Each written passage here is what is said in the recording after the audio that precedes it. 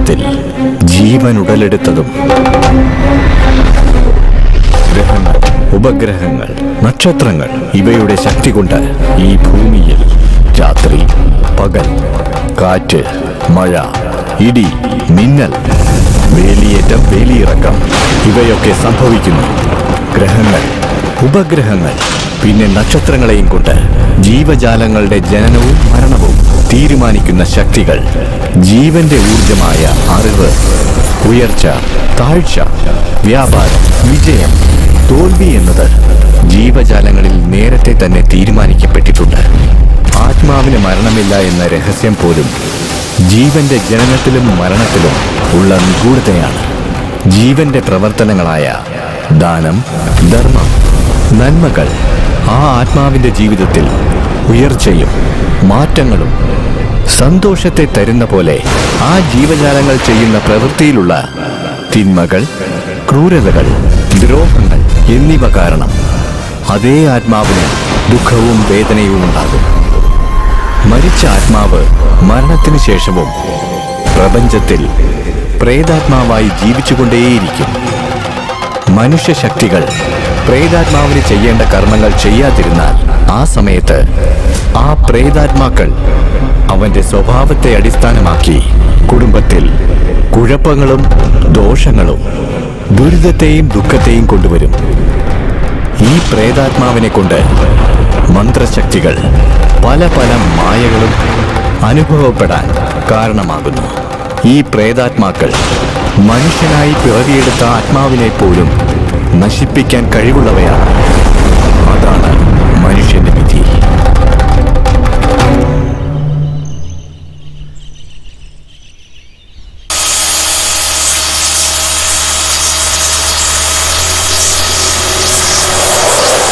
ചേട്ടാ, വയലിന് മരുന്നടിക്കുന്നതും കുട്ടികൾക്ക് വിഷം കൊടുക്കുന്ന ഒന്ന് തന്നെയാ. നിർത്തി ചേട്ടാ. ഇപ്പൊ തന്നെ എല്ലാം നശിച്ചിരിക്കുകയാണ് മോളെ. നീ ഇങ്ങനെ വന്ന് ചെയ്യല്ലേ എന്ന് പറയാൻ ഞങ്ങളെ കൊണ്ട് എന്ത് ചെയ്യാൻ പറ്റും? ഇല്ല ചേട്ടാ, സത്യസന്ധമായ ജോലിക്ക് എത്ര ശമ്പളം തരാനും എല്ലാരും തയ്യാറാ.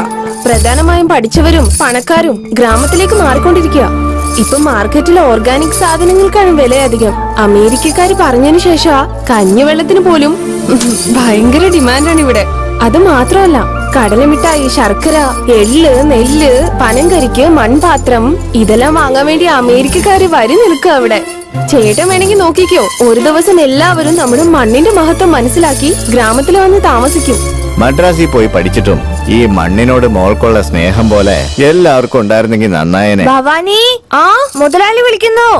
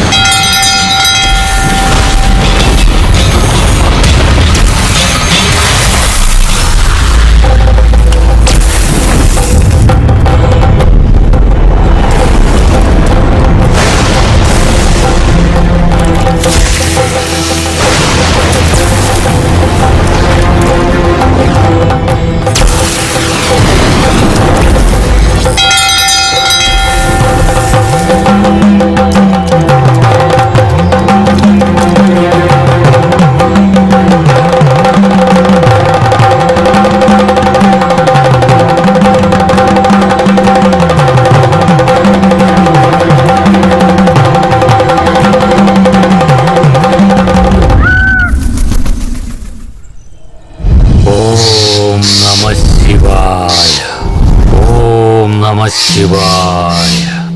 ഓം നമ ശിവായ. ഓം നമ ശിവായ. ശിവായ നമഃ. എന്താ സാർ നമ്മുടെ ചാനലിൽ എന്റെ കോൺസെപ്റ്റ് മാത്രം വരാത്തതിന് വിഷമിക്കാതെ വരുന്നതിന് ട്രൈ ചെയ്യാൻ നോക്ക്. കാടും മലയൊക്കെ താണ്ടി ഇയാളെയാണോ ഷൂട്ട് ചെയ്യാൻ വന്നത്? എടാ, അയാൾ സാധാരണ ആളൊന്നുമില്ല. നീ ഒന്ന് വായടച്ചോണ്ട് വാ. ഇയാളാണോ സിദ്ധര്? കണ്ടിട്ട് എന്താ ഉടായി പോലെ തോന്നുന്നു. പുതിയതെന്ന് പറഞ്ഞ് എല്ലാവരും അതിന്റെ പുറകെ പോവാ. നീ പഴയത് അന്വേഷിക്കേ. എടാ, ഇതൊന്നും ടി വിയിൽ കാണാൻ അത്ര ഭംഗിയൊന്നും ഉണ്ടാവില്ല. ഭംഗിയൊന്നും ഇല്ലെങ്കിലും ഇവര് പറയുന്ന കാര്യങ്ങൾക്കൊക്കെ ഭയങ്കര അർത്ഥമായിരിക്കും. അതൊക്കെ ശരിയാ ബ്രോ.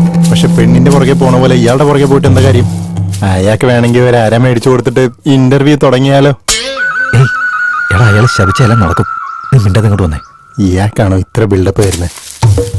ഇതെന്താ ബ്രോ, പാർക്കിലൊക്കെ നടക്കുന്ന പോലെ ഈ കാട്ടിൽ നടക്കുന്നത്? ആന്ധ്രയിൽ ഭൈരവ ഗുണ എന്ന് പറഞ്ഞൊരു സ്പോട്ടുണ്ട്. അവിടെ ഒരു സിദ്ധൻ ഇടയ്ക്കിടയ്ക്ക് വന്നു പോകുന്നുണ്ട്. നീ അയാളുടെ കാര്യം ഷൂട്ട് ചെയ്യേ, ഞാൻ ചാനലിൽ കൊടുക്കാം. നീ ശ്രദ്ധിക്കപ്പെടും. ഓം നമഃ ശിവായ. അയ്യോ, കാണാനില്ലല്ലോ. എല്ലാം നീ കാരണോടാ. അയാൾ പോയില്ലേ? ഒന്നിന് പോയിട്ടുണ്ടാവും ബ്രോ. ചിലപ്പോ ഏതെങ്കിലും മൂലക്ക് നിന്നിട്ടുണ്ടാവും.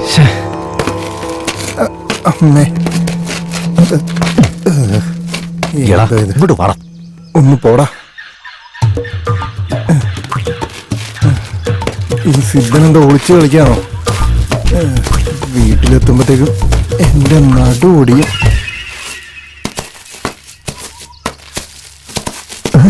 എന്തു വേണം? ഒരു ഇന്റർവ്യൂ. എന്താ ബ്രോ ഇത്? ലൈസൻസ് ഇല്ലാതെ പോലീസിനെ കാണുന്ന പോലെ പേടിക്കുന്ന എന്തിനാ? സിദ്ധനെ, നിന്റെ അടുത്ത് KFC ചിക്കൻ ഒന്നും ചോദിച്ചില്ല. നല്ല ചൂടോടെ 4 ചോദ്യം ചോദിക്കും. അതിന് ഉത്തരം പറഞ്ഞിട്ട് പൊക്കോ. സിദ്ധനെ, ഒരു ഫോട്ടോ വരുമോ? സിദ്ധനെ, അതെ, അവിടെ നിൽക്കേ. സിദ്ധരെ, ഒന്ന് നിക്കേ. ശരിക്കും ദൈവമുണ്ടോ? അവരില്ലാതെ നമ്മളെങ്ങനെയാ ജനിക്കുന്നേ? അത് പ്രകൃതി നിയമമല്ല സ്വാമി. പ്രകൃതി തന്നെ ഉണ്ടാക്കിയത് ആ ദൈവമാണ്. ശരി, ദൈവം ഉണ്ടെന്നിരിക്കട്ടെ. ദൈവം ഉണ്ടായിട്ടും ഈ ലോകത്തെന്താ ഇത്രയും ക്രൂരം നടക്കുന്നത്? സ്വത്തിനു വേണ്ടി അച്ഛനെ കൊല്ലുന്നു, ഭക്ഷണത്തിന് വേണ്ടി അമ്മയെ കൊല്ലുന്നു. ഈ നാടാണെങ്കിൽ രാഷ്ട്രീയക്കാരെ നശിപ്പിക്കുക. എവിടെ നോക്കിയാലും പ്രശ്നങ്ങൾ. കടലിൽ സുനാമി, കരയിൽ ഭൂമി ഒലുക്കം, ആകാശത്തും പ്രശ്നങ്ങളാ, കാറ്റിലാണെങ്കിൽ വിഷം. ഇതിൽ പെട്ട് മരിക്കുന്ന ജനങ്ങളിൽ ദൈവത്തെ വിശ്വസിക്കുന്നതിനുണ്ടാവില്ല. അങ്ങനെയാണെങ്കിൽ ദൈവം അവരെ രക്ഷിക്കണ്ടേ? കഷ്ടപ്പാടിൽ വരാത്ത ദൈവം ഉണ്ടെങ്കിൽ എന്താ, ഇല്ലെങ്കിൽ എന്താ? ദൈവം ഉണ്ടെന്ന് പറഞ്ഞ എല്ലാരും പറ്റിച്ചോണ്ടിരിക്കല്ലേ? അല്ലാവും ഒരുപാട് കഷ്ടപ്പെട്ടിട്ടുണ്ട്. യേശുവിനെ ഒരുപാട് ദ്രോഹിച്ചിട്ടുണ്ട്. രാമനും കാട്ടിൽ ഒരുപാട് കഷ്ടപ്പെട്ടിട്ടുണ്ട്. ഈ കഥയൊക്കെ എങ്ങനെ വിശ്വസിക്കാനാ? നീ പുരാണങ്ങളൊന്നും പഠിച്ചിട്ടില്ലേ? അല്ല, ഇത് കാലാകാലങ്ങളായിട്ട് പറയുന്ന കഥയല്ലേ? അതെ സിദ്ധരെ, ഒരു മിനിറ്റ്. ഞാൻ ചോദിക്കുന്ന ചോദ്യത്തിന് മറുപടി പറ. അങ്ങനെയെങ്കിൽ കൺമുമ്പിൽ നടക്കാൻ പോകുന്ന കഥ നീ തന്നെ പോയി കാണാം. വടക്കം പറ്റി ഇവിടെ ഒന്ന് വടക്ക് 400 മൈൽ ദൂരത്തിലാവുള്ളത്. ആദിശക്തി അവിടെ കുടികൊള്ളുന്നു. നിനക്ക് നല്ല വിശ്വാസമുണ്ടെങ്കിൽ, നിന്റെ മനസ്സിൽ ധൈര്യമുണ്ടെങ്കിൽ, അത് കഥയാണോ ദൈവമാണോ എന്ന് നോക്ക്. അവിടെ ഒരു പ്രധാന സംഭവം നടക്കാൻ പോകുന്നു. ഇതെല്ലാം നിങ്ങൾക്ക് എങ്ങനെ അറിയുന്നത്? നിന്റെ ചോദ്യങ്ങൾക്കെല്ലാം അവിടെ മറുപടി കിട്ടും. ഈ സിദ്ധനും നമ്മുടെ നാട്ടിലെ രാഷ്ട്രീയക്കാരെ പോലെ ബ്രോ. കുഴപ്പിക്കുന്ന ചോദ്യം ചോദിച്ചു കഴിയുമ്പോ ഓടിക്കളയാണല്ലോ.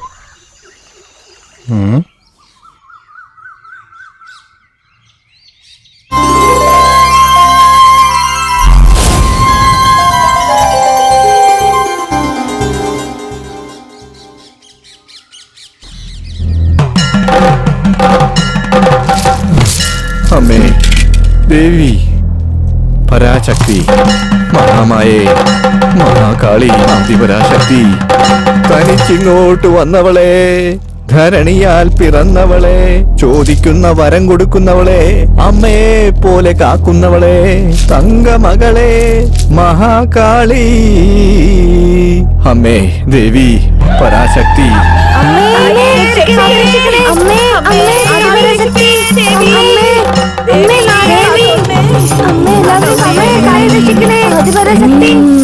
അമ്മേ ദേവി ആദിപരാശക്തി. എന്താണ് എല്ലാവരും ഇങ്ങനെ നോക്കി നിൽക്കുന്നേ? ഞാൻ ആരാണെന്ന് മനസ്സിലായില്ലേ? വന്നതാരാ മകളെ? എന്നോടൊന്ന് പറ. ശക്തിയാടാ, ആദിപരാശക്തി. അമ്മേ ആദിപരാശക്തി. അമ്മേ ദേവി ആദിപരാശക്തി. ഭാഗ്യവാനാടാ നീ. നിന്റെ അച്ഛനപ്പൂപ്പന്മാർക്ക് കിട്ടാത്ത ഭാഗ്യം ഇപ്പൊ നിനക്ക് കിട്ടാൻ പോവാടാ. മനസ്സിലാവുന്നുണ്ടോ? അമ്മേ അമ്മേ ആദിപരാശക്തി. ഓം ശക്തി, ഓം ശക്തി. ഒരു നീണ്ട നാളായി നടക്കുന്ന പ്രശ്നം തീർക്കാൻ സ്വയമേ വന്നതാണ് ഞാൻ. ശക്തിയാണ്, ആദിപരാശക്തി. അമ്മേ, നിങ്ങൾക്ക് എന്താ വേണ്ടത്? ഞാൻ ഇരിക്കുന്ന സ്ഥലത്ത് തന്നെ എനിക്ക് വേണ്ടി ഒരു ക്ഷേത്രം പണിയ. അതിന് വന്നതാണ് ഞാൻ, മഹാശക്തി. അമ്മേ രക്ഷിക്കണം അമ്മേ ദേവി. എല്ലാവരെയും കാത്തുരക്ഷിക്കണം അമ്മേ. ഉണ്ടാക്കാം. ആളുകൾ നന്നായിട്ടിരിക്കണേ, ഈ നാട് നന്നായിട്ടിരിക്കണേ, എന്റെ വംശം നിലനിൽക്കണം. എന്റെ സ്വത്ത് വിറ്റിട്ടാണെങ്കിലും ഞാനിവിടെ ക്ഷേത്രം നിർമ്മിക്കും. ആദിപരാശക്തി. എല്ലാവരും കേട്ടില്ലേ? നമ്മുടെ ഈ നാട് വികസനമില്ലാത്താണെന്ന് പറഞ്ഞ് നടന്നവരോട് ഞാനുണ്ടെന്ന് പറഞ്ഞ് സാക്ഷാൽ ആദിപരാശക്തി തന്നെ വന്നു. എല്ലാവരോടും ഞാൻ ഒന്ന് പറയാണ്, അമ്പലം കെട്ടണമെന്ന് ദൈവം എന്നോട് മാത്രമല്ല പറഞ്ഞത്, എന്നെ സാക്ഷിയാക്കി നിങ്ങൾ എല്ലാവരോടുമായിട്ടാ പറയുന്നത്. ഇത് നാടിന്റെ വിഷയമായിട്ട് കാണാതെ നിങ്ങളുടെ സ്വന്തം വിഷയമായിട്ട് കാണാം. ദേവി പറഞ്ഞതുപോലെ ഇവിടെ അമ്പലം പണിത് കഴിഞ്ഞാൽ നമ്മുടെ നാടും എല്ലാം നന്നാവും, നമ്മുടെ ഭൂമിയും നന്നാവും. അമ്മേ. ആദിപരാശക്തി